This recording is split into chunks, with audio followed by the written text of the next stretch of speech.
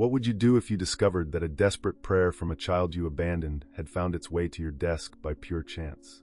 Victor Lane built a $3 billion empire on the belief that emotions were weaknesses and the past could be buried with enough money. For 30 years, he convinced himself that writing a check was enough to erase a mistake. But when a letter meant for Santa Claus accidentally lands on his mahogany desk, a letter from a 9-year-old girl living in a trailer park, begging for just one thing, a father who will stay, everything he's built begins to crumble. Emily Ross doesn't know that the stranger suddenly appearing in her small town is the man who paid her mother to pretend he never existed. She doesn't know that her innocent wish has set in motion a collision between a ruthless billionaire's guilt and a dying grandmother's fierce protection. And she has no idea that the truth about to explode will force everyone in Maple Falls to answer an impossible question. Can a man who abandoned his daughter before she was born ever truly become the father she's been praying for? In a story where every choice has devastating consequences and redemption comes at a price no amount of money can pay, one accidentally delivered letter will prove that some mistakes can never be undone. They can only be faced. This is a story that will break your heart, challenge everything you believe about forgiveness, and leave you thinking about it long after the final word. Don't miss a single moment. Make sure to follow the channel, leave a like, and comment below telling us where you're watching from. Your support means everything. The wind howled through Maple Falls like a wolf circling its prey, cutting through the metal walls of the Harrison Trailer Park with a cruelty that only December in northern Illinois could deliver. Inside Unit 47, a rusted box that shook with every gust, 9-year-old Emily Ross sat hunched over a card table that wobbled on uneven legs, her small fingers gripping a stubby pencil worn down to almost nothing. The overhead bulb flickered, casting shadows that danced across her face, a face too serious for a child, with eyes that had seen too much and hoped for too little. Behind her, tucked under 3 threadbare blankets on a sagging couch, her grandmother June coughed, a wet, rattling sound that seemed to come from somewhere deep and broken inside her chest. Emily flinched at each cough but didn't turn around. She'd learned not to. June always smiled afterward, always waved her hand dismissively, always whispered, "I'm fine, baby girl," in a voice that cracked with the weight of a lie they both pretended to believe. The trailer smelled of cheap coffee, and the mentholated vapor rub June used on her chest, mixed with the faint scent of mildew that no amount of cleaning could erase. A small artificial Christmas tree sat in the corner, its branches bare except for 3 paper snowflakes Emily had made at school and a single string of lights that only half worked. Beneath it sat no presents, just an empty space that seemed to grow larger every time Emily looked at it. She pressed the pencil to the lined paper she'd carefully torn from her school notebook, the one she was supposed to save for homework. But this was more important than any assignment Mrs. Patterson could give her. This was her one shot at being heard by someone, anyone, who might actually listen. "Dear Santa," she began, then paused, chewing her bottom lip until it hurt. The pencil trembled in her hand. She could hear her third-grade classmates' voices in her head from last week, gathered around Madison Cooper's desk, comparing their Christmas lists like they were trading cards. Madison wanted a new iPhone. Tyler wanted a PlayStation 5. Aisha wanted a trip to Disney World. Emily wanted a father. Not just any father. She wasn't stupid enough to think Santa could deliver a perfect TV dad with a briefcase and a tie. She just wanted someone who would stay. Someone who wouldn't leave in the middle of the night like her mother had done 3 years ago, disappearing into a world Emily wasn't invited to join. Someone who would see her, really see her, and decide she was worth sticking around for. Her hand moved across the paper, each word carved with the desperation of a child who knew this might be her last chance to ask for something that mattered. "Dear Santa, I don't want toys or games or anything like that. I just want one thing, and I know it's probably too big to ask for, but I'm asking anyway because Miss June says you should always tell the truth about what's in your heart. I want a dad, not a new one or a fancy one. Just someone who will stay. Someone who will see me and not look away. Someone who won't leave when things get hard. I promise I'll be good. I promise I won't ask for anything else ever again. I'll take care of him and Miss June, and I'll never complain. Please, Santa. I'm running out of wishes. Love, Emily Ross, Unit 47, Harrison Trailer Park, Maple Falls, Illinois." She stared at the words until they blurred, her eyes burning with tears she refused to let fall. Crying didn't fix anything. She'd learned that the night she heard June sobbing in the bathroom after the doctor's appointment June thought Emily didn't know about. Behind her, June coughed again, harder this time, and Emily heard the sharp intake of breath that followed, the sound of someone trying to hide pain. Emily quickly folded the letter, creasing it with shaking hands, and stuffed it into an envelope she'd stolen from the school office. She licked the seal, tasting the bitter glue, and wrote, "To Santa Claus, North Pole," in her neatest handwriting. "What are you writing, sweetheart?" June's voice floated weakly from the couch. "Just a letter," Emily said, clutching the envelope to her chest like it contained her beating heart. "For Santa." June smiled, but Emily could see the way her grandmother's hands trembled as she pulled the blankets tighter around herself. "That's good, baby. Santa needs to know what good girls want." Emily nodded, but she wasn't sure she believed in Santa anymore.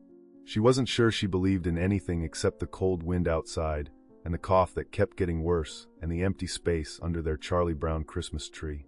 That night, she tucked the letter under her pillow and dreamed of a man with kind eyes and strong hands who called her daughter, and never looked at her like she was a burden too heavy to carry. The next morning arrived with a sky the color of old bruises, heavy with the promise of snow. Emily woke to find June already up, moving slowly around the kitchen, trying to make oatmeal with hands that shook so badly the measuring cup clattered against the pot. Emily pretended not to notice, just like June pretended the dark circles under her eyes were from staying up too late watching her shows. "I'm taking my letter to the mailbox," Emily announced, pulling on her coat, a puffy pink thing from Goodwill that was 2 sizes too big, the sleeves swallowing her hands. "Bundle up good," June said, not turning around. "It's bitter out there." Emily grabbed her letter and ran out before June could see the tears threatening to spill over. The cold hit her like a slap, stealing her breath, turning her exhales into clouds of white vapor. The trailer park was quiet, most people still inside avoiding the cold. She ran past Mrs. Chen's unit, where Christmas lights blinked red and green, past the Johnsons' trailer with the broken steps, past the communal dumpster that always smelled like sour milk and regret. The mailbox stood at the entrance of the park, a battered blue box that looked like it had been hit by a car and left to die. Emily pulled it open, the hinges screaming, and held her letter for one last moment. This was it, her one wish, her one prayer to a universe that had never seemed particularly interested in listening to little girls from trailer parks. She let go. The letter dropped inside with a soft thud that sounded like a door closing. Emily turned to walk back, but then the wind, that cruel Illinois wind that had howled all night, suddenly roared with renewed fury. It whipped through the trailer park like an invisible hand, strong enough to make Emily stumble. The mailbox door flew open behind her, and before she could turn around, before she could understand what was happening, her letter, her precious, carefully written letter, came flying out like a bird escaping a cage. "No!" Emily screamed, diving for it. But the wind was faster.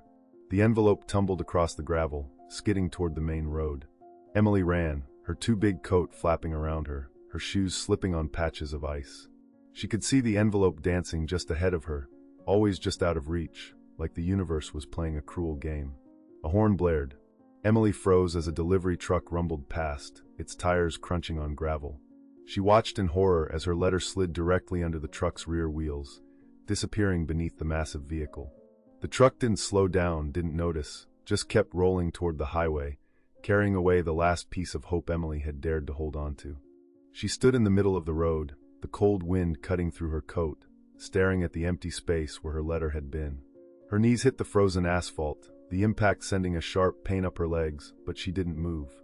She just knelt there, a small girl in an oversized pink coat, watching as the truck disappeared around the bend, taking with it the only thing she'd ever really wanted. No one saw her crying. No one saw her shoulders shake. No one saw her whisper to the gray sky, "Please. I just wanted someone to stay." Inside the truck, buried beneath boxes of corporate documents and packages bound for downtown Chicago, Emily's letter lay creased and dirty, traveling toward a destination that had nothing to do with the North Pole.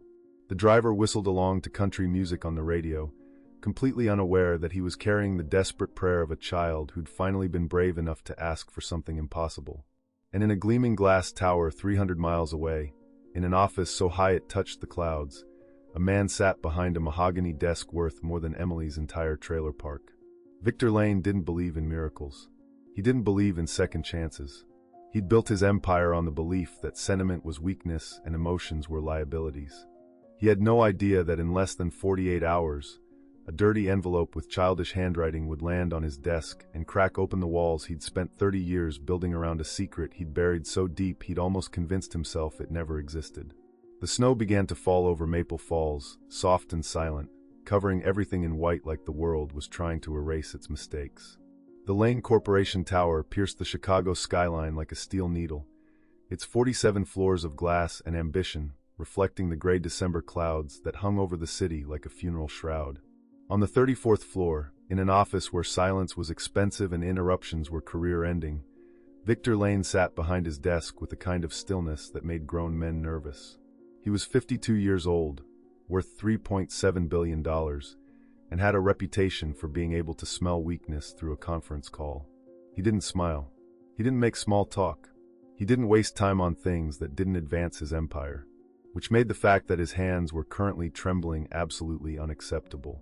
The envelope sat on his desk like a grenade with the pin already pulled. It had arrived 2 hours ago in a stack of documents his assistant Margaret had placed in front of him. Quarterly reports, merger proposals, contracts that needed his signature. He'd been halfway through a clause about overseas manufacturing when his fingers had brushed against something that didn't belong. Cheap paper, childish handwriting, an envelope that smelled faintly of mildew and desperation. He'd almost thrown it away. Should have thrown it away. But something about the handwriting, those carefully formed letters, the way the writer had pressed so hard the pencil had nearly torn through the paper, had made him pause. Now, having read it 3 times, Victor Lane, a man who'd negotiated billion-dollar deals without blinking, who'd fired executives over breakfast and never lost a minute of sleep, couldn't seem to make his hands stop shaking.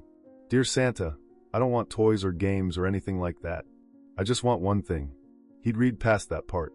He'd read all of it, every desperate, heartbreaking word. And at the bottom, written in that same careful hand, "Love, Emily Ross, Unit 47, Harrison Trailer Park, Maple Falls, Illinois." Emily Ross. Emily Ross. Emily Ross. The name hit him like a freight train carrying 30 years of buried guilt. Victor pushed back from his desk so violently his chair slammed against the window behind him. His breath came in short, sharp gasps, something that hadn't happened since he was a young man who still believed feelings mattered. His reflection stared back at him from the floor-to-ceiling windows. A man in a $15,000 suit, salt and pepper hair perfectly styled, face that had graced the covers of Forbes and Fortune, eyes that suddenly looked haunted by ghosts he'd thought he'd successfully murdered. He grabbed his phone, nearly dropping it, and jabbed at Margaret's extension with fingers that felt numb and foreign. "Yes, Mr. Lane?" Her voice was crisp, efficient, trained to never show surprise or curiosity about anything he asked. "I need you to trace something." His voice came out rougher than intended, and he cleared his throat, forcing himself back into the cold control that had built his empire. "An envelope. It came in with the Stevenson contracts. Find out where it came from. The exact route. How it got here." "Of course, sir. Is there a problem with—" "Just do it, Margaret. Now." He hung up before she could respond, then stood staring at the Chicago skyline without really seeing it. The city sprawled below him like a kingdom he'd conquered, but all he could see was a different place, a different time. A small town 300 miles away where he'd been a different person entirely. Maple Falls. He hadn't thought about that name in decades. Had worked very deliberately not to think about it. The way you work not to think about car accidents or terminal diagnoses, or the moment you realize you've done something that can never be undone. Victor crossed to his desk and pulled open the bottom drawer, the one that locked, the one Margaret had never been given a key to. Inside, beneath folders of documents that could destroy competitors and ruin lives, sat a single manila envelope, yellowed with age, sealed and unsealed and resealed so many times the flap barely held any more. His hand steadied as he pulled it out. This was familiar territory, looking at evidence of his worst decisions, reminding himself why feelings were liabilities and attachments were weaknesses. Inside were documents nearly 30 years old. A letter from a lawyer he'd paid very well to make a problem disappear. A settlement agreement signed by a young woman named Sarah Ross, agreeing to never contact him again in exchange for a sum of money that had seemed enormous to her and insignificant to him. And beneath that, something he'd never been able to throw away despite trying a dozen times. A grainy ultrasound image, black and white and blurry, showing a tiny shape that could have been anything but was, according to the notes scribbled on the side, approximately 8 weeks old. Victor had been 24 then, fresh out of business school, already clawing his way up the corporate ladder with a ruthlessness that impressed his mentors and terrified his peers. Sarah had been a waitress at the diner where he'd stopped during a business trip, pretty in that small-town way that made him feel worldly and sophisticated for noticing her. Their affair had lasted 6 weeks, long enough for him to convince himself he was capable of feeling something, short enough that he could still walk away when she'd shown up at his apartment with tears in her eyes and a positive pregnancy test in her shaking hands. He'd made his choice then. Career over complication. Ambition over attachment. He'd paid her off, made her sign the papers, and driven back to Chicago without ever looking in the rearview mirror. Sarah Ross had kept her word. She'd never contacted him again. But now, 30 years later, an envelope had found its way to his desk. An envelope from Emily Ross. Emily. He tried to do the math, but his mind kept skittering away from the numbers like touching something hot. If Sarah had been pregnant when he'd left, if she'd kept the baby, if the timeline matched. The phone on his desk buzzed. Margaret's voice. "Mr. Lane, I have the information you requested." He pressed the speaker button, not trusting his hand to hold the receiver steady. "Go ahead." The envelope entered our building yesterday afternoon in a delivery from Carter Logistics. They handle mail redistribution from several postal sorting facilities. The specific truck that delivered here made pickups from. Papers rustled. 13 different locations, including a small postal route that covers rural Illinois, specifically the area around a town called Maple Falls. Victor's chest constricted. "You're certain?" "Yes, sir. Would you like me to?" "Find out everything about Emily Ross." "Maple Falls, Illinois. Harrison Trailer Park. I want school records, medical records, any public information available." "And Margaret?" He paused, weighing his next words carefully. "This needs to be completely confidential. Use our private investigators, not the regular research team. No one else knows about this inquiry." "Understood." There was the briefest hesitation. Margaret had worked for him for 15 years and knew the difference between routine requests and something that made her boss's voice sound like he was walking on broken glass. "Understood, Mr. Lane. How quickly do you need this?" 2 hours ago. I'll have preliminary information within the hour." Victor ended the call and sank into his chair, the expensive leather creaking under his weight. The letter lay on his desk, accusing him with every carefully formed word. A child asking Santa for a father. A child with Sarah's last name and a desperation that felt horribly, intimately familiar. He thought about the ultrasound image in his drawer, that blurry shape he'd convinced himself didn't matter. He thought about Sarah's face when he'd handed her the settlement check, the way her expression had shuddered like someone closing curtains on a room they'd never enter again. He thought about all the years he'd told himself he'd made the right choice, that one night of weakness couldn't be allowed to derail decades of careful planning. And now this letter had found him, not through any normal channel, not through lawyers or investigators or intentional contact, but through sheer impossible chance. A letter that should have gone to Santa Claus somehow ending up on his desk instead. Victor Lane didn't believe in fate. He didn't believe in divine intervention. He'd built his fortune on cold calculation and strategic planning. But staring at that letter, he couldn't shake the feeling that something larger than his carefully controlled universe had just reached down and grabbed him by the throat. His phone buzzed again 45 minutes later. Margaret's voice was careful, professional, but he could hear something underneath it, pity maybe, or concern. "Mr. Lane, I have the preliminary information. Emily Ross is 9 years old, attending Maple Falls Elementary. She lives with her grandmother, June Ross, in the Harrison Trailer Park. Her mother," a pause, "Sarah Ross, left approximately 3 years ago. Current whereabouts unknown. There's no father listed on the birth certificate." No father listed. Of course not. That had been part of the settlement. Sarah had agreed to leave that line blank, to never name him, to let him disappear completely from that narrative. The grandmother? Victor heard himself ask. June Ross, 68 years old. Fixed income. Medical records show. Another pause, longer this time. "She's recently been diagnosed with stage 3 cancer, Mr. Lane. Prognosis isn't good." The office seemed to tilt. Victor gripped the edge of his desk, knuckles white. A 9-year-old girl. Living in a trailer park. With a dying grandmother. Writing letters to Santa Claus because she had no one else to ask. "Sir? Is there anything else you need?" "No." His voice came out hoarse. "Yes. Actually, book me a flight. Private jet. To the nearest airport to Maple Falls. Tomorrow morning." Mr. Lane, you have the Stevenson merger meeting tomorrow, and the board presentation on Thursday. Cancel them. Sir? Cancel everything for the next week, Margaret. Tell them I have a personal emergency. Tell them anything you want. Just clear my schedule. He hung up before she could protest, before he could hear the confusion in her voice that mirrored the chaos in his own head. Victor Lane stood and walked to his window, looking out at the city he'd conquered. Somewhere 300 miles away, in a trailer that probably cost less than his watch, a little girl was living in the wreckage of decisions he'd made before she was born. A little girl who might be his daughter. A little girl who'd written to Santa Claus because she'd given up on finding help anywhere else. Victor pressed his forehead against the cold glass and, for the first time in 30 years, felt something crack inside the fortress he'd built around what used to be his heart. The private investigator's office smelled like burnt coffee and secrets people paid good money to keep buried.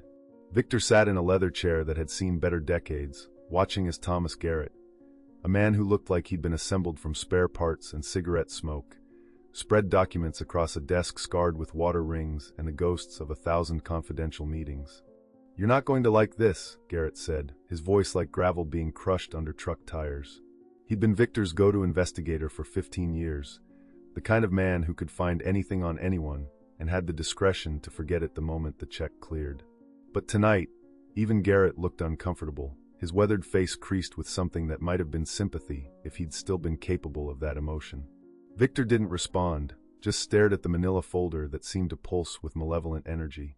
He'd flown into a small regional airport that afternoon, checked into a roadside motel under a false name, and immediately called Garrett to meet him. The fluorescent lights overhead buzzed like dying insects, casting shadows that made everything look diseased. "Show me," Victor said. Garrett opened the folder. The first document was a birth certificate, the paper slightly yellowed but still legible. Emily Rose Ross. Born March 15th, 9 years and 8 months ago. Mother, Sarah Elizabeth Ross. Father, blank. That empty line screamed louder than any words could.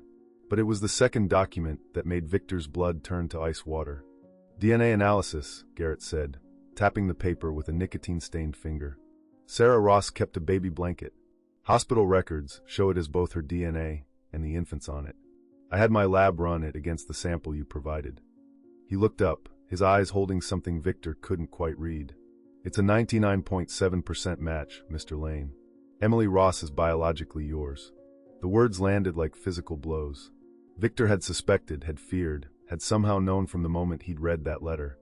But having it confirmed, seeing it in black and white scientific certainty, made it impossible to hide behind any remaining shred of denial. He had a daughter. He'd had a daughter for 9 years, and he'd never known. Or worse, he deliberately made sure he'd never have to know. "There's more," Garrett continued, pulling out another document. "I dug into Sarah Ross's history after she left Maple Falls. She moved to Nevada, worked various jobs, waitressing mostly, got involved with some rough people. There's a police report from 6 years ago, domestic disturbance. And then," he paused, the kind of pause that meant the next words were going to hurt. 3 years ago, she was arrested for drug possession with intent to distribute. She's currently serving an 8-year sentence at the Nevada Women's Correctional Facility." Victor felt like someone had reached into his chest and squeezed his heart until it stopped beating. Sarah, the bright-eyed waitress who'd laughed at his jokes and talked about wanting to go to community college, was in prison. And their daughter was living in a trailer park with a dying grandmother because he'd paid Sarah to disappear and never look back. "The grandmother, June Ross," Garrett went on, his voice gentler now, "she's Sarah's mother, took custody of Emily when Sarah was arrested. From what I can gather, she's been doing her best, but..." He slid over medical records, utility bills marked past due in angry red letters, school lunch program applications marked free/reduced. "She's dying, Mr. Lane. Stage 3 pancreatic cancer. Maybe 6 months, maybe less. The doctors at County General say she's been refusing treatment she can't afford. She's more worried about what happens to Emily than what happens to herself." Victor stood abruptly, the chair scraping against the floor, with a sound like a scream. He walked to the small window overlooking a parking lot where streetlights flickered, and a homeless man pushed a shopping cart full of aluminum cans. His reflection stared back at him, and for the first time in 3 decades, he couldn't recognize the man looking back. "What was I thinking?" The words came out as barely a whisper. "I gave her money. I thought..." I thought money fixed everything. It fixes a lot of things, Garrett said pragmatically. But it doesn't fix a kid growing up without a father. It doesn't fix a woman raising a baby alone in a town that judges single mothers like it's still the 1950s. And it sure as hell doesn't fix the fact that you walked away from your own blood. Victor spun around, anger flashing hot and defensive. I was 24 years old. I had plans. A career. I couldn't. I'm not judging you, Garrett interrupted, holding up his hands. I've seen worse. Hell, I've done worse. But you asked me to find the truth, and here it is. You've got a daughter who's been writing letters to Santa Claus because she doesn't have anyone else to ask for help. Her grandmother's dying. Her mother's in prison. And you're worth $3 billion, sitting in a motel room trying to decide if acknowledging her existence is worth the inconvenience. The words hit like bullets, each one finding its mark with surgical precision. Victor wanted to argue, to defend himself, to explain all the rational reasons why his decision 30 years ago had made sense. But standing there, looking at those documents, at Emily's birth certificate with its accusatory blank space, at medical bills June couldn't pay, at school records showing a little girl who never missed a day despite living in a trailer park with no heat, all his justifications crumbled into ash. There's something else you need to know, Garrett said, his tone shifting into something darker. Word's already spreading in Maple Falls that someone's been asking questions about the Ross family. Small towns, they notice things. Talk travels faster than truth. And there's a man, Harold Myers. Used to work for one of your subsidiaries until you shut it down 10 years ago. 300 people lost their jobs, and Myers lost his pension in the process. He's been bitter ever since, and now he lives in Maple Falls, 2 trailers down from June Ross. Victor's jaw clenched. He remembered the plant closure. It had been necessary, strategic, the right business decision. He'd never lost sleep over it. Myers recognized your people asking questions. He's smart enough to put pieces together. If he figures out why you're suddenly interested in Emily Ross. Garrett didn't finish the sentence. He didn't have to. Victor returned to his chair, suddenly feeling every one of his 52 years. What's the play here, Garrett? What do I do? That's not my job to tell you, Mr. Lane. I find information, you decide what to do with it. But if you want my unsolicited opinion. He waited until Victor nodded. That little girl didn't ask to be born. She didn't ask for her mother to end up in prison or her grandmother to get cancer. She sure as hell didn't ask for her biological father to pay her mother to pretend he didn't exist. And now she's 9 years old, writing letters to Santa Claus because she's so desperate for a parent that she's willing to believe in magic. The investigator stood, gathering his papers back into the folder and sliding it across the desk. You've got maybe 6 months before June Ross dies and the state takes custody of Emily. Foster care, probably. Maybe adoption if she's lucky. Or you could step up, claim paternity, and give her the life she deserves. But here's the thing, and this is the part you're really not going to like. If you're going to do this, you need to do it right. No half measures. No throwing money at the problem and disappearing again. That kid needs a father, not a checkbook. Victor picked up the folder, feeling its weight like it contained his entire condemned soul. If I claim her, if I acknowledge paternity publicly, the media will have a field day. Every business dealing I've ever had will be scrutinized. Competitors will use it against me. My reputation will survive, Garrett finished. Rich guy has secret daughter, steps up to help her. That's a redemption story, not a scandal. Unless you make it a scandal by trying to hide it. And besides, he fixed Victor with a look that cut through 3 decades of carefully constructed armor.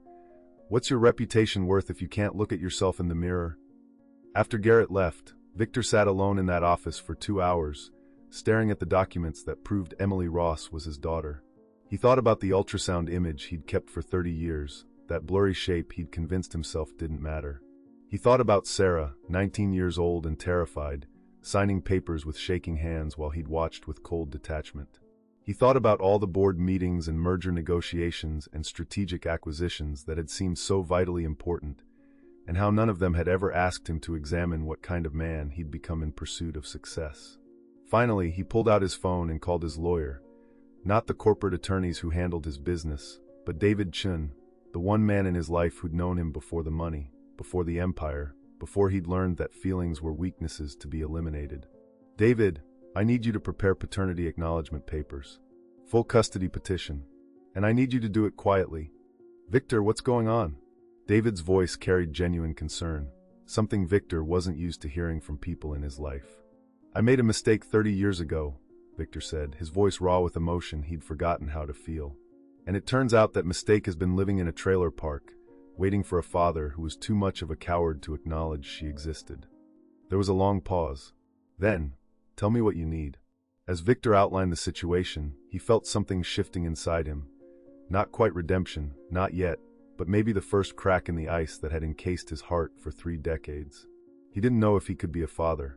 He didn't know if Emily would even want him, once she knew who he was and what he'd done. He didn't know if showing up in her life would save her or destroy her. But sitting in that office, holding proof of a daughter he'd abandoned before she was born, Victor Lane made the second most important decision of his life. The first had been walking away 30 years ago. This time he was going to stay, even if it cost him everything he'd built, even if it exposed him as the coward and fraud he'd always secretly feared he was, even if Emily looked at him with hatred and blamed him for every hard day she'd ever lived. He owed her that much. He owed her everything, and he was terrified that even everything wouldn't be enough. Maple Falls, Illinois looked like the kind of town that time had forgotten on purpose. Victor drove through the main street in a rental car. Nothing flashy, just a nondescript sedan that wouldn't attract attention. Taking in the storefronts with faded awnings, the grain elevator that dominated the skyline like a rusted monument to better days, the American flags hanging limp in the still December air. Snow had fallen overnight, covering everything in a blanket of white that made the town look cleaner than it probably was, hiding the cracks in the sidewalks and the peeling paint on the houses. He'd checked into the Maple Falls Motor Lodge under the name Michael Foster, paying cash, wearing jeans and a flannel shirt he'd bought at a Walmart 2 towns over. The clothes felt foreign on his body, like a costume he didn't quite know how to wear. The clerk, a woman in her 60s with reading glasses on a chain and suspicious eyes, had barely looked at him, just slid the key across the counter and went back to her crossword puzzle. Now at 7:30 in the morning, Victor sat in his car outside Rosie's Diner, watching the town wake up. The diner was a chrome-sided relic from the 1950s, the kind of place that probably served the same menu it had for 60 years. Through the window, he could see red vinyl booths, a long counter with spinning stools, and a waitress moving between tables with the efficient grace of someone who'd been doing this job since Reagan was president. Garrett's research had mentioned that June Ross used to work here before her diagnosis. Victor needed to understand this place, needed to see where his daughter lived, breathed, existed in a world he'd never bothered to imagine. He needed to see her with his own eyes before he made any moves that couldn't be undone.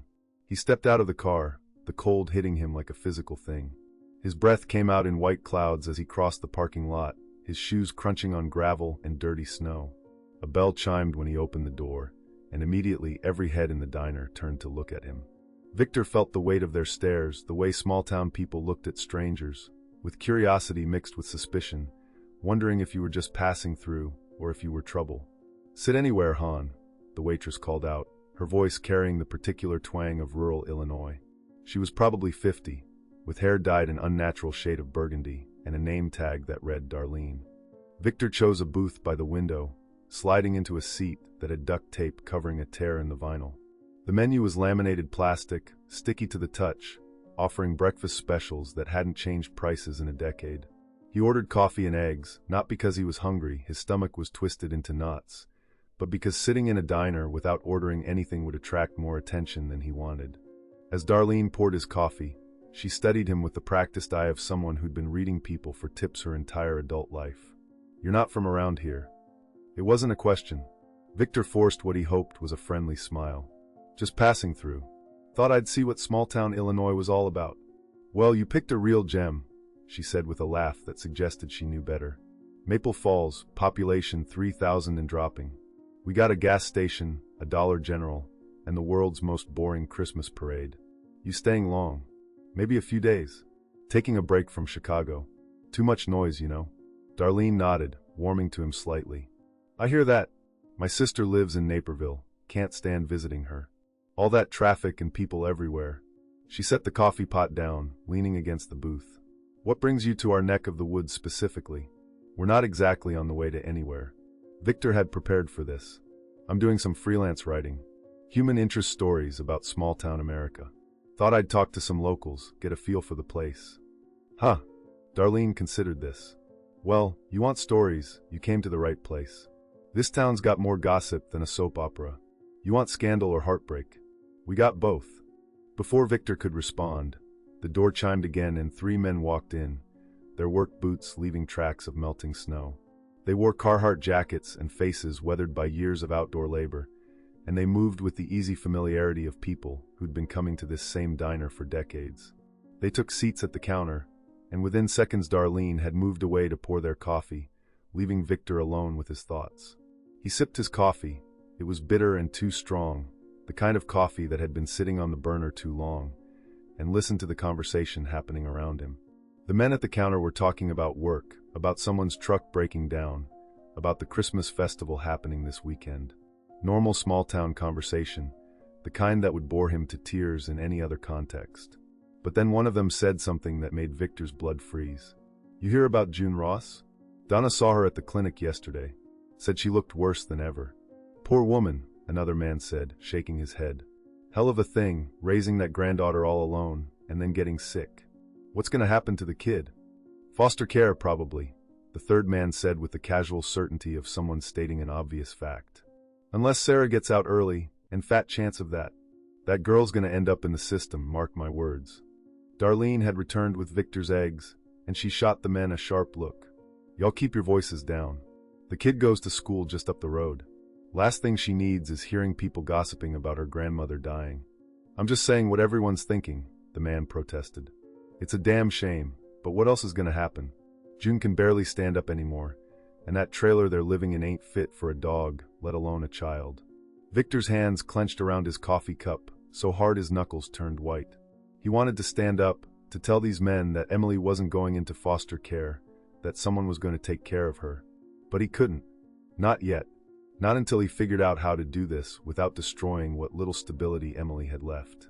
The conversation moved on to other topics, but Victor couldn't hear anything past the ringing in his ears.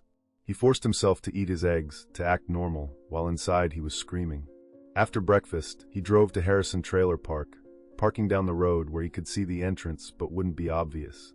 The park was exactly what he'd expected from Garrett's description. Maybe 30 trailers in varying states of decay, arranged in rough rows along gravel roads that were more pothole than pavement. Some trailers had Christmas lights hanging crooked from their eaves, pathetic attempts at cheer. Others looked abandoned, their windows dark and their yards full of rusted junk. Unit 47 sat near the back, a faded tan trailer with a small wooden porch that sagged in the middle. A string of lights hung across the front, but only half of them worked. An old Saturn with a dented bumper sat in the drive, covered in a layer of snow. There was a plastic reindeer in the yard, lying on its side like it had been shot. Victor's heart clenched. This was where his daughter lived. In this metal box that probably had no insulation, with a grandmother who was dying, and no one else to protect her from a world that clearly didn't give a damn about kids from trailer parks.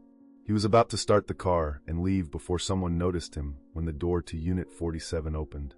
A small figure emerged, bundled in an oversized pink coat that swallowed her tiny frame. Emily. Victor couldn't breathe, couldn't move, couldn't do anything but stare at this little girl who had his eyes. He could see it even from this distance, the same shape, the same set. She had Sarah's dark hair, pulled back in a messy ponytail, and she carried a backpack that looked too heavy for her small shoulders. Behind her came June, moving slowly, one hand on the doorframe for support. Even from here, Victor could see how thin she was, how the illness had hollowed her out. She said something to Emily, and the little girl turned back, standing on tiptoe to kiss her grandmother's cheek. The gesture was so tender, so full of love and worry, that Victor felt something break inside him. This child had been caring for her dying grandmother, living in poverty, writing letters to Santa Claus because she had no one else to ask for help. And he'd been sitting in his glass tower in Chicago, completely oblivious to her existence, convinced that writing a check 30 years ago had absolved him of all responsibility. Emily started walking down the gravel road, her breath coming out in white puffs, her shoes, worn sneakers with holes in the toes, crunching on the frozen ground. She walked alone, no other kids joining her, no car pulling up to give her a ride. Just a 9-year-old girl walking to school by herself in the December cold, carrying burdens no child should have to carry. Victor's vision blurred. He wiped his eyes roughly, shocked to find them wet.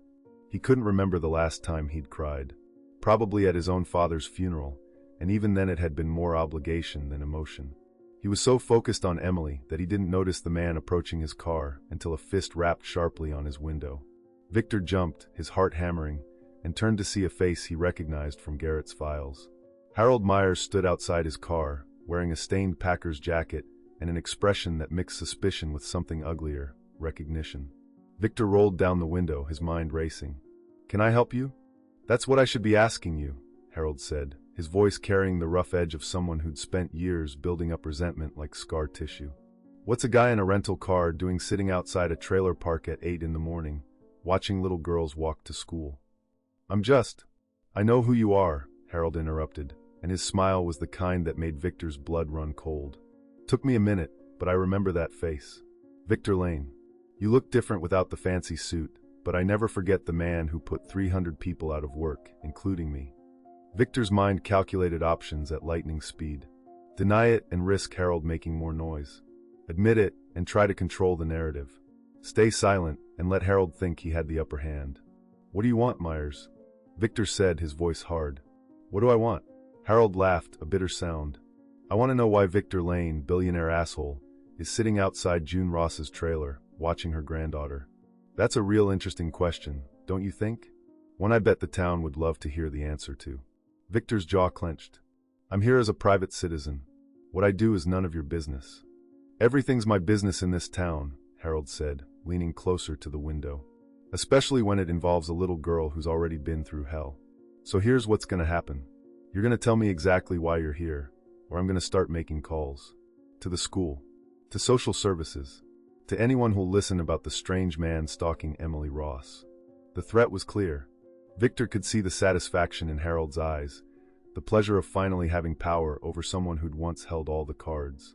This was revenge, pure and simple, and Harold was going to milk it for everything it was worth. "I'm looking into making a donation," Victor said carefully. "To help the family. Anonymously." "Bullshit," Harold spat.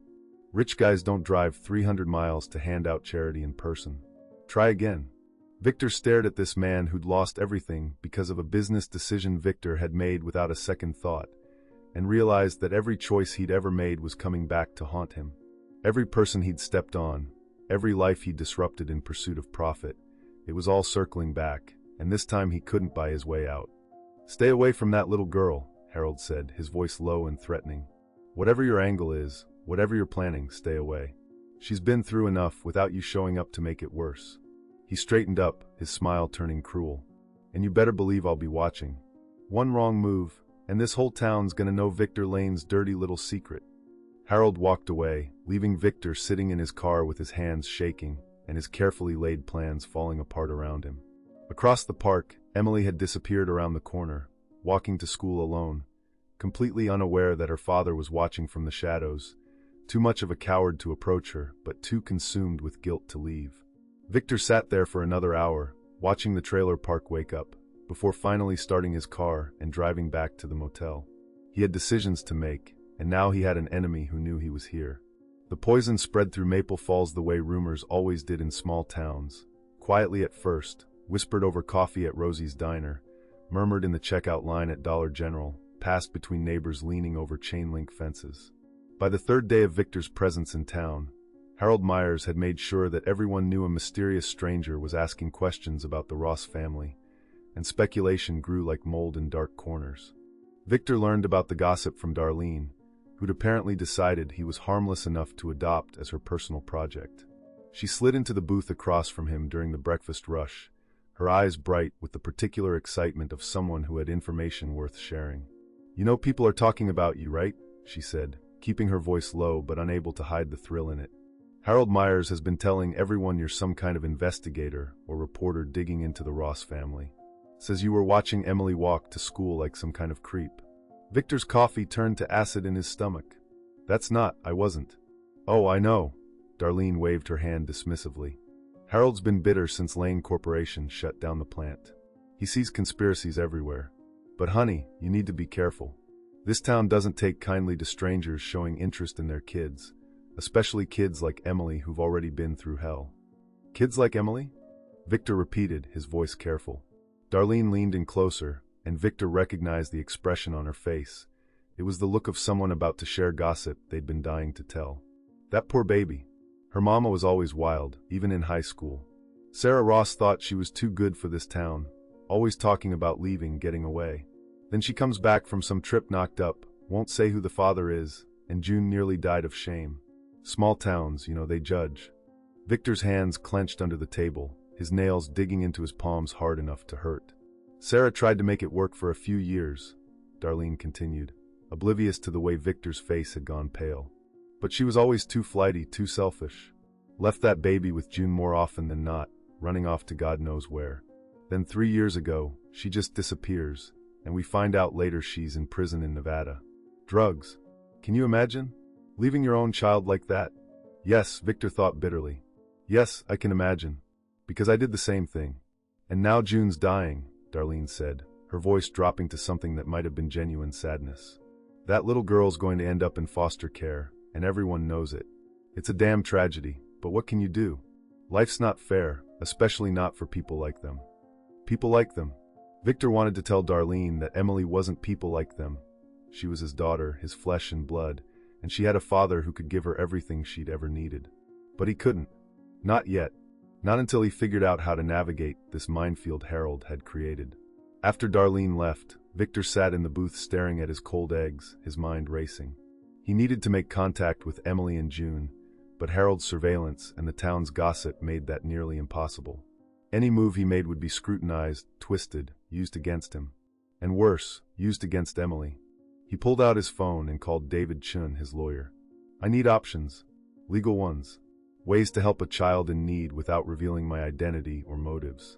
David sighed, the sound of someone who knew his client was about to do something complicated and potentially disastrous. Victor, the more you try to hide this, the worse it's going to look when it comes out. And it will come out. These things always do. I know, Victor said, rubbing his eyes with the heel of his hand.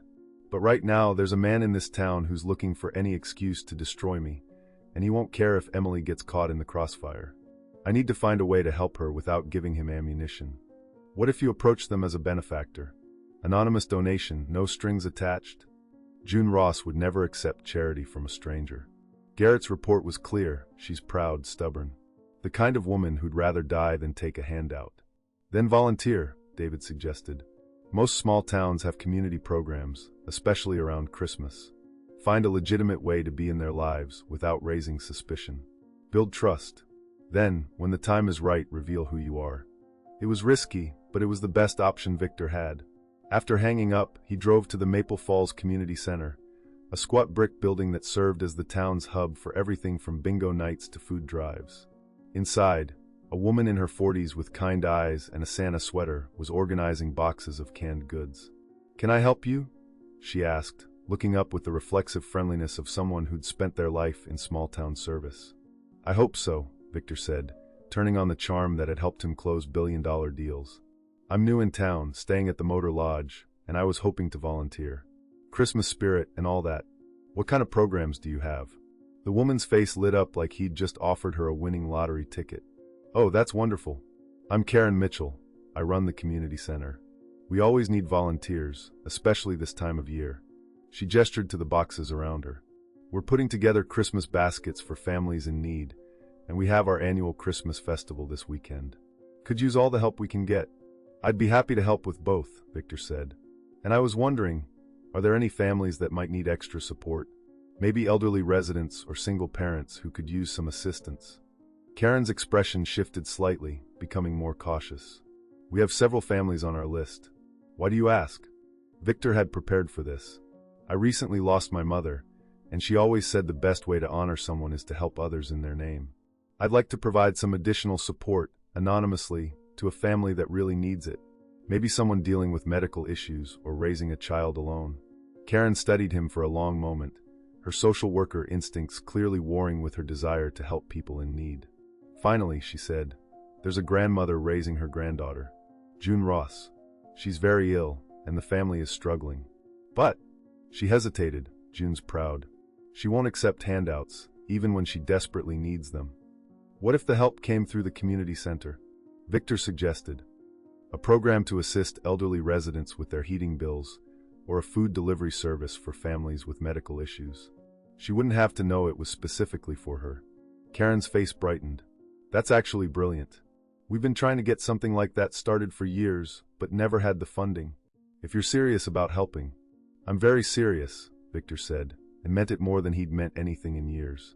By that afternoon, Victor had donated $5,000 to the community center under the name Michael Foster, earmarked for winter assistance programs. Karen had nearly cried when he handed her the check, and immediately started making calls to families on her list, June Ross at the top. Victor spent the rest of the day at the community center, sorting canned goods and packing Christmas baskets, listening to the volunteers gossip about everyone in town. He learned that Emily was a straight-A student who never caused trouble, that she ate lunch alone at school because the other kids thought she was weird, that teachers worried about her but didn't know what to do. He learned that June had worked 3 jobs before her diagnosis, that she'd taken Emily in without hesitation when Sarah went to prison, that everyone respected her even if they pitted her. And he learned that Harold Myers had been in the community center that morning, asking Karen questions about the new volunteer, spreading his poison with the practiced ease of someone who'd been nursing grudges for a decade. That evening, as Victor was loading the last of the Christmas baskets into Karen's van, a small voice behind him said, "Are you the new volunteer?" Victor turned and nearly dropped the box he was holding. Emily stood 10 feet away, her pink coat zipped to her chin, her backpack hanging from one thin shoulder. Up close, the resemblance was unmistakable. She had his eyes, his chin, even the way she tilted her head slightly when she was curious. She was beautiful and heartbreaking and real in a way that made every decision he'd ever made feel like ash in his mouth. "Ah, yes," Victor managed, his voice rougher than intended. "I'm helping with the Christmas baskets." Emily studied him with an intensity that made him uncomfortable, like she could see through his disguise to the coward underneath. "Miss Karen said someone donated money to help families. Was that you?" Victor crouched down to her level, moving slowly like approaching a wounded animal. "I wanted to help. Christmas is a time for giving, right?" "I guess," Emily said, but she didn't sound convinced. "My teacher says people don't usually help unless they want something back." The cynicism in her voice, in a 9-year-old child's voice, nearly broke him. "Not everyone's like that," Victor said softly. "Some people help because they know what it's like to need help." Emily's eyes flickered with something, surprise, maybe, or recognition. "You needed help before?" "More than you could know," Victor said, and it was the truest thing he'd said since arriving in Maple Falls. They stood there for a moment, this man and this child, connected by blood and secrets neither of them fully understood. Victor wanted to tell her everything, wanted to fall to his knees and beg forgiveness, wanted to promise her that everything would be okay. But the words stuck in his throat, trapped behind years of practiced emotional distance and the very real fear that the truth would destroy her. "Emily," June's voice called from across the parking lot, worried and sharp. "Come here, baby. Now." Emily turned and ran to her grandmother, who stood by their battered Saturn, one hand on the car for support. June pulled Emily close, her eyes fixed on Victor with the kind of suspicion that came from a lifetime of being let down by people who promised to help. Victor raised his hand in what he hoped was a friendly wave, but June didn't wave back. She just bundled Emily into the car and drove away, leaving Victor standing in the parking lot with a box of canned goods and the crushing weight of everything he'd left unsaid. That night, back in his motel room, Victor's phone rang. David's number. "We have a problem," the lawyer said without preamble. "Harold Myers filed a complaint with Child Protective Services. Claims there's a suspicious man hanging around Emily Ross, potentially stalking her. They're opening an investigation." Victor's blood turned to ice. "Can they do that? On what grounds?" "On the grounds that you've been watching her, asking questions about her, showing up at places she frequents." "Victor, if CPS gets involved, they could remove Emily from June's care immediately, especially given June's medical condition. They could put her in emergency foster placement while they investigate." "No," Victor said, his voice hard. "That's not happening. Then you need to come clean. File your paternity claim. Show them you're her father trying to establish a relationship. It's the only way to stop this. And if I do that, Harold wins. He gets to destroy me publicly, and Emily gets caught in the media storm.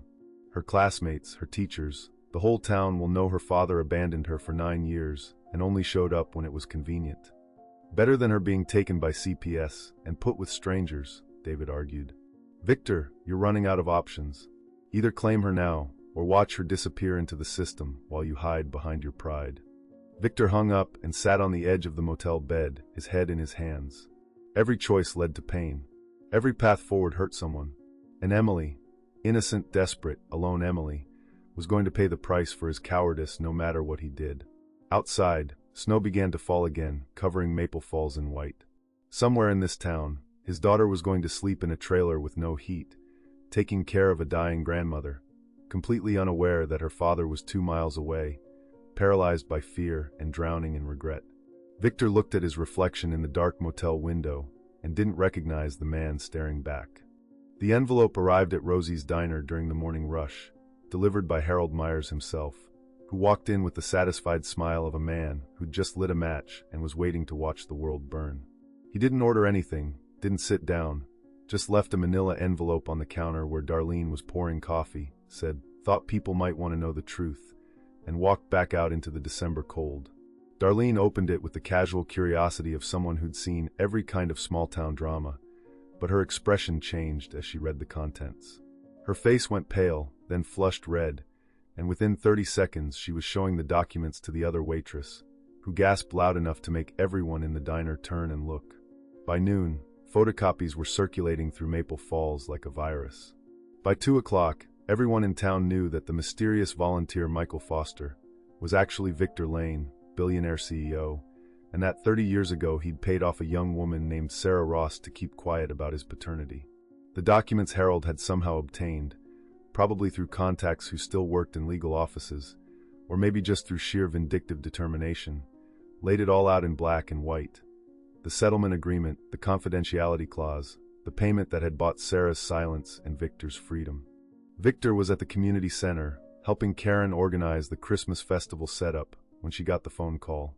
He watched her face change as she listened, watched her eyes move from confused to shocked to something that looked like betrayal. She hung up and turned to him slowly, like she was looking at a stranger who'd just revealed himself to be a monster. "Is it true?" she asked, her voice shaking. "Are you Victor Lane? Did you abandon Sarah Ross when she was pregnant?" Victor felt the floor drop out from under him. Around them, other volunteers had stopped working, were staring at him with expressions ranging from disgust to fury. Word had traveled fast, the way it always did in small towns, and now everyone knew exactly who he was and what he'd done. "Karen, I can explain. Did you or didn't you?" she demanded, her voice rising. "Did you pay Sarah Ross to keep quiet about her pregnancy? Did you abandon your own child?" The silence in the community center was deafening. Victor could feel dozens of eyes on him, could sense the judgment radiating from every person in the room. He thought about lying, about finding some way to spin this that made him look less monstrous, but what was the point? They had the documents. They had the proof. And they had already decided he was guilty. "Yes," he said quietly. "I did." The explosion of anger was immediate. Karen threw the clipboard she'd been holding, scattering papers across the floor. "Get out," she said, her voice shaking with rage. "Get out of my community center. Get out of our town. We don't want your money, and we sure as hell don't want you anywhere near that little girl. You don't understand." "I understand perfectly," Karen shouted. "You're a rich bastard who knocked up a girl and paid her to disappear. You abandoned your own daughter for 30 years, and now you show up pretending to be some kind of saint. Throwing money around like that makes up for what you did. Well, it doesn't. It doesn't make up for anything." Victor tried to speak, but the other volunteers had surrounded him now, their faces twisted with anger and righteous indignation. Someone shoved him, not hard enough to hurt, but hard enough to make the message clear. He wasn't welcome here. He wasn't wanted. He was the villain in a story they'd already written, and nothing he said would change that narrative. He left the community center and walked to his car through a gauntlet of hostile stares. His hands shook as he started the engine. He needed to get to Emily and June before they heard this from someone else, needed to control the damage somehow, but even as he thought it, he knew it was already too late. The news had reached Harrison Trailer Park before he did. Victor could see it in the way people stared as he drove through, in the cluster of neighbors gathered outside Unit 47, in the way conversations stopped when they saw his car. He parked and walked toward June's trailer, his heart hammering so hard he thought it might break through his ribs. Mrs. Chun from 2 trailers down stepped into his path, her small frame somehow blocking his way more effectively than a brick wall. "You need to leave," she said in accented English, her voice sharp as broken glass. "You're not welcome here. You hurt that family enough. I need to talk to them," Victor said, trying to step around her. No. Mrs. Chun grabbed his arm with surprising strength. You talk to them, you make worse. Go away. Leave them alone. But before Victor could respond, the door to Unit 47 flew open, and Emily came running out, her face streaked with tears, her eyes wild with the kind of pain that children should never have to feel. She saw Victor and stopped dead, her small body trembling, her hands clenched into fists at her sides. You, she whispered, and the word carried more accusation than any shout could have. They're saying you're my father. They're saying you left my mom. They're saying you paid her to keep me a secret. Victor felt like he'd been shot.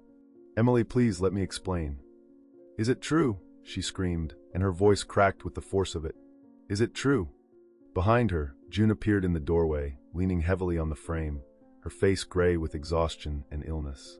But her eyes were sharp and furious, and filled with a hatred that made Victor take a step back.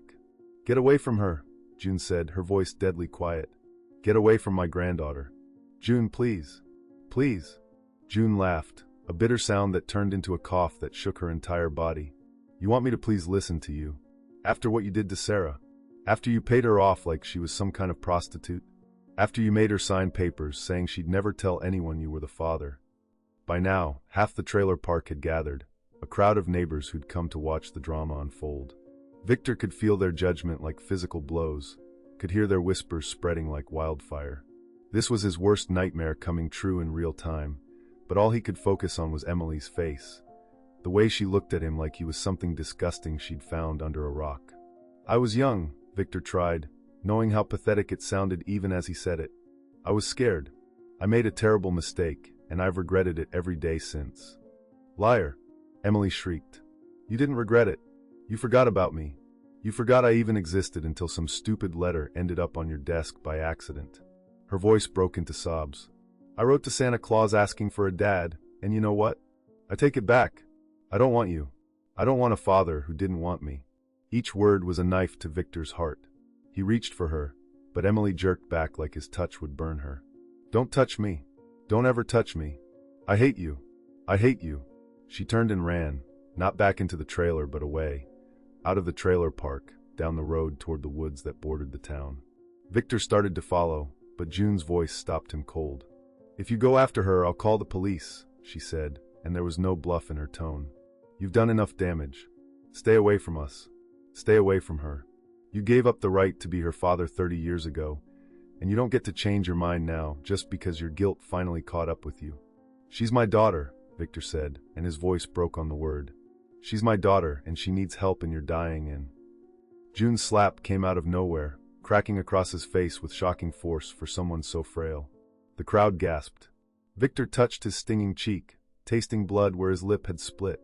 Don't you dare, June hissed, swaying on her feet, but somehow still radiating fury. Don't you dare use my death as an excuse. Emily has survived 9 years without you. She'll survive the rest of her life without you too. Money can't fix this. Your guilt can't fix this. Some things are too broken to repair, and you broke this before she was even born. June turned and went back inside, slamming the door hard enough to rattle the entire trailer.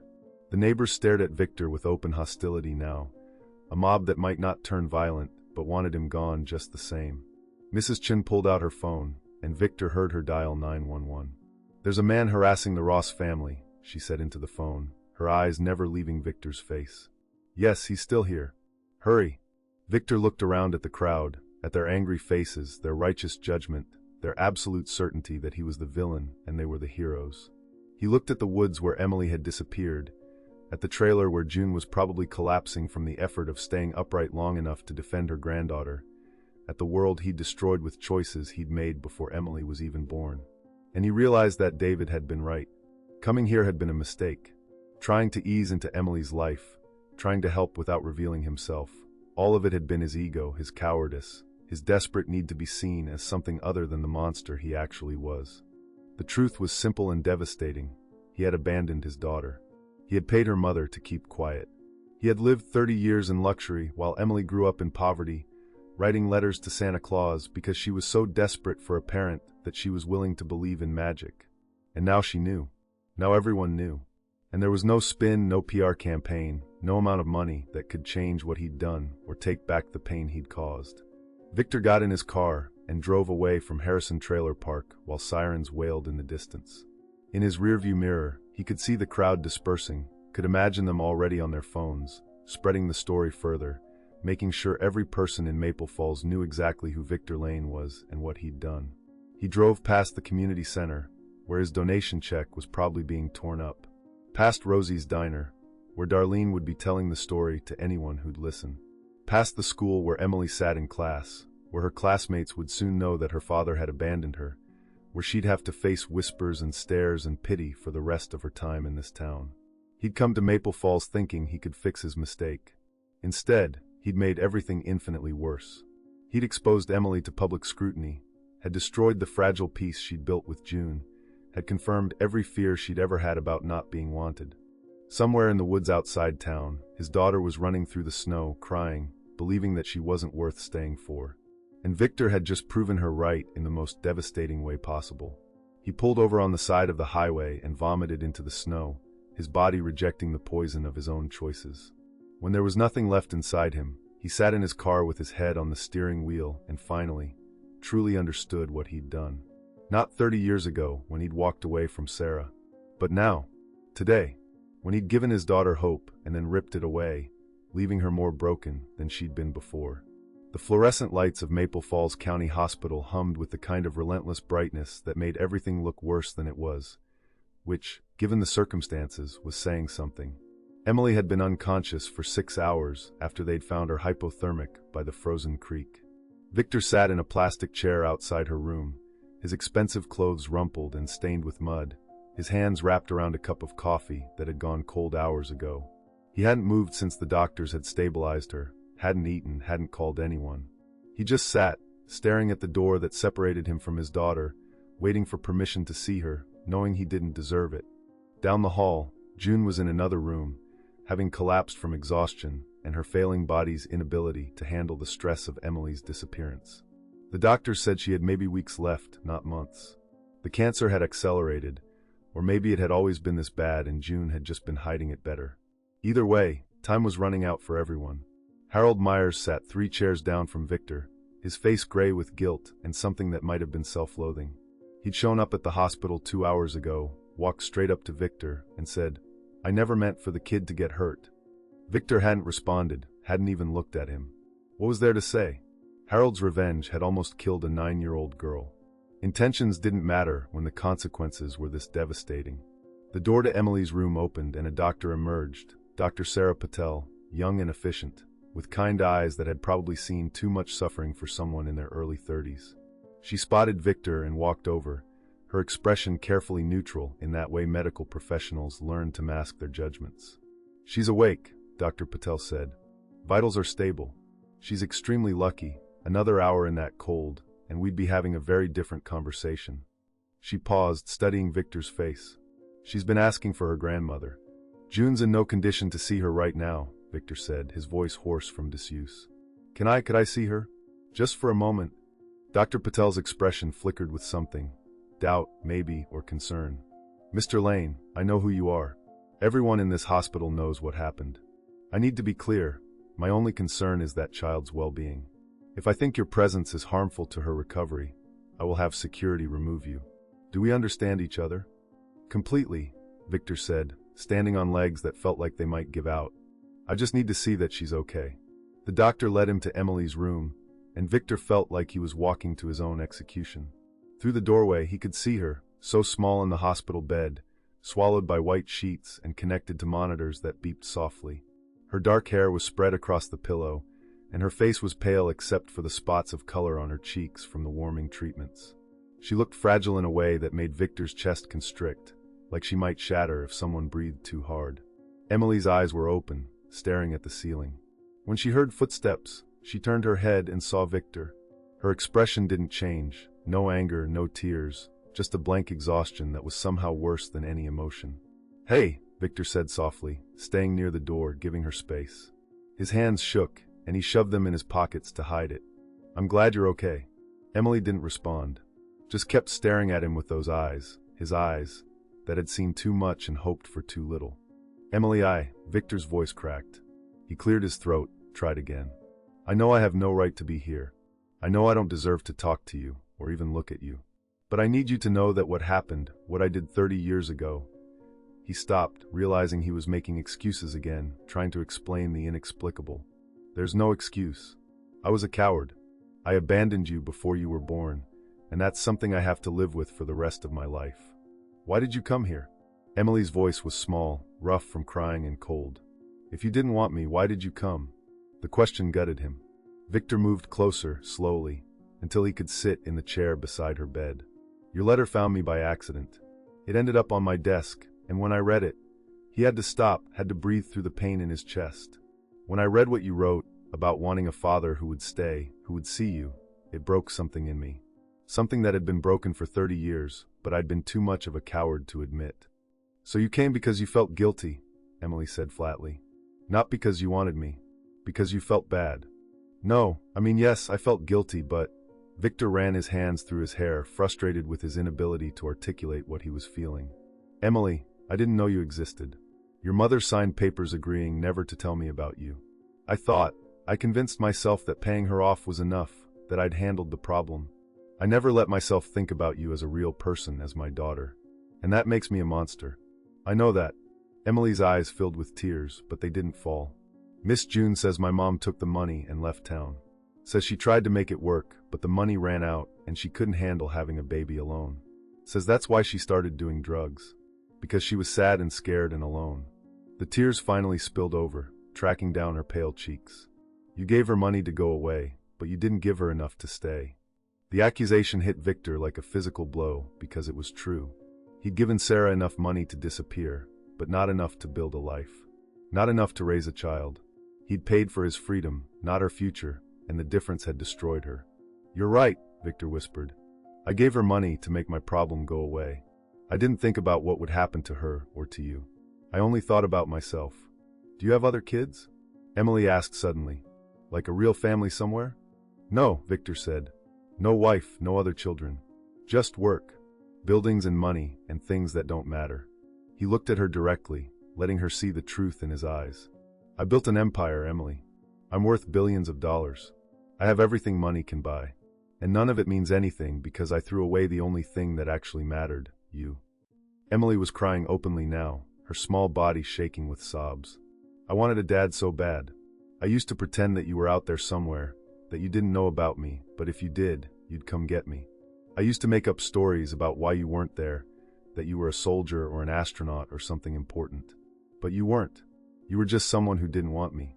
Victor couldn't stop himself. He reached for her hand, half expecting her to pull away, but she didn't. Her fingers were so small in his, cold despite the warm hospital room. "I can't change what I did," he said, his voice breaking. "I can't give you back the 9 years I stole from you. But I'm here now, and if you let me, I will spend the rest of my life trying to be the father you deserved from the beginning." "What about Miss June?" Emily whispered. "The doctors say she's really sick. They say she might die soon." Victor squeezed her hand gently. "June is very sick, sweetheart. But she's being taken care of, and she loves you more than anything in this world. If she dies, where will I go?"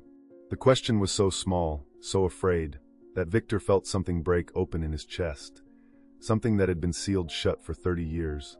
Something that hurt and bled and felt more real than anything he'd experienced in his carefully controlled life. "You'll come with me," Victor said. "If you want to. I'm filing papers to establish paternity. That means legally proving I'm your father. And then I want custody. I want to take care of you, Emily. I want to give you the home and the life and the love you should have had all along." Emily looked at him for a long moment, her tears still falling, her hands still in his. "Will you leave again? When it gets hard or I do something wrong, will you leave?" "No," Victor said, and he meant it with every fiber of his being. "I will never leave you again. I promise you that. I will mess up. I don't know how to be a father. I'm going to make mistakes, but I will never, ever walk away from you. You have my word." "Your word didn't mean much before," Emily said, but there was less anger in her voice now, just exhaustion and a fragile, desperate hope. "You're right," Victor admitted. "But that's the old me, the coward who ran from responsibility. I'm trying to be better. For you. Because you deserve better."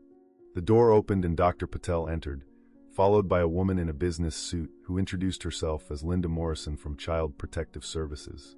Victor's stomach dropped. This was it, the moment when the state decided Emily's fate. Mr. Lane, Miss Ross, Linda said gently, pulling up a chair. I've been reviewing the situation, and given Mrs. Ross's condition and the circumstances of Emily's birth, we need to make some decisions about her care going forward. I'm filing for custody, Victor said immediately. I'm her biological father, and I want to take care of her. Linda nodded slowly. I've seen the settlement papers that Mr. Myers provided. They establish that you're likely Emily's father, but we'll need a DNA test to confirm. Beyond that, there are questions about your fitness as a parent, given your abandonment of Emily and your lack of relationship with her. I understand, Victor said, forcing himself to stay calm. I'll submit to any evaluation, any investigation. I'll do whatever it takes.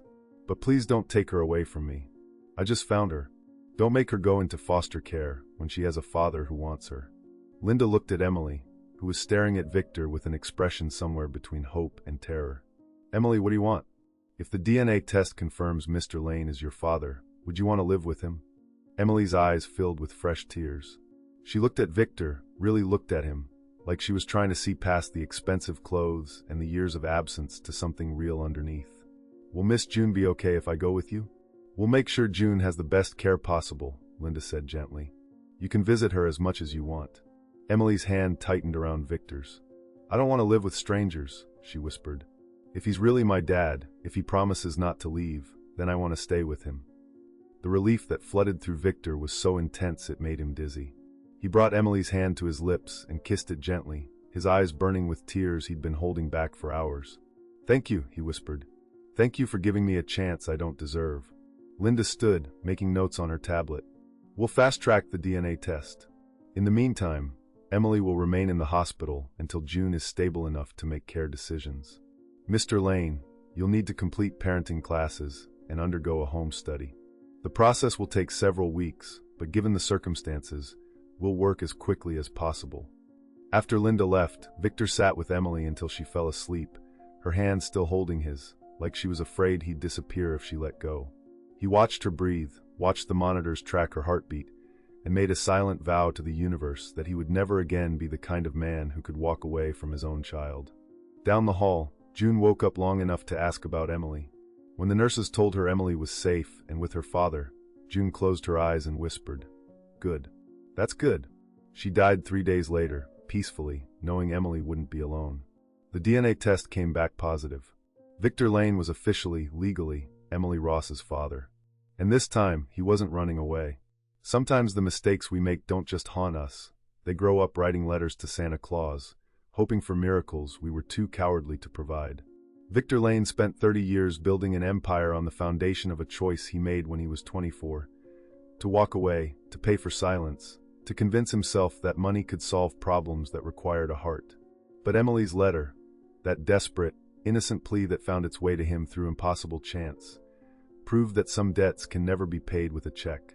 They can only be paid with presence, with truth, with the terrifying vulnerability of showing up even when you don't deserve forgiveness. What would you have done in Victor's place? Would you have had the courage to face a child you abandoned, knowing that your arrival might destroy the fragile peace she'd built? And what about Emily? Would you have been brave enough to give a second chance to someone who failed you before you even took your first breath? This story reminds us that redemption isn't about erasing the past. It's about having the courage to stand in the wreckage of what we've broken and build something new, even when we don't know if the foundation will hold. It's about children who are forced to be stronger than they should ever have to be, and about adults who finally learn that the hardest thing in life isn't accumulating wealth or power. It's looking in the mirror and admitting that we've failed the people who needed us most. Emily asked Santa for a father who would stay, and what she got was a broken man trying to learn how to be whole. Sometimes that's enough. Sometimes that has to be enough. Because the alternative, a world where we never get second chances, where mistakes are permanent and forgiveness is impossible, is a world too cold to bear. If this story moved you, if it made you think about the choices you've made or the second chances you've been given, take a moment to follow this channel, hit that like button, and share this story with someone who needs to hear it. Your engagement helps us bring more stories that matter, stories that challenge us to be better than we were yesterday. Thank you for listening, and remember, it's never too late to show up for the people who've been waiting for you to stay.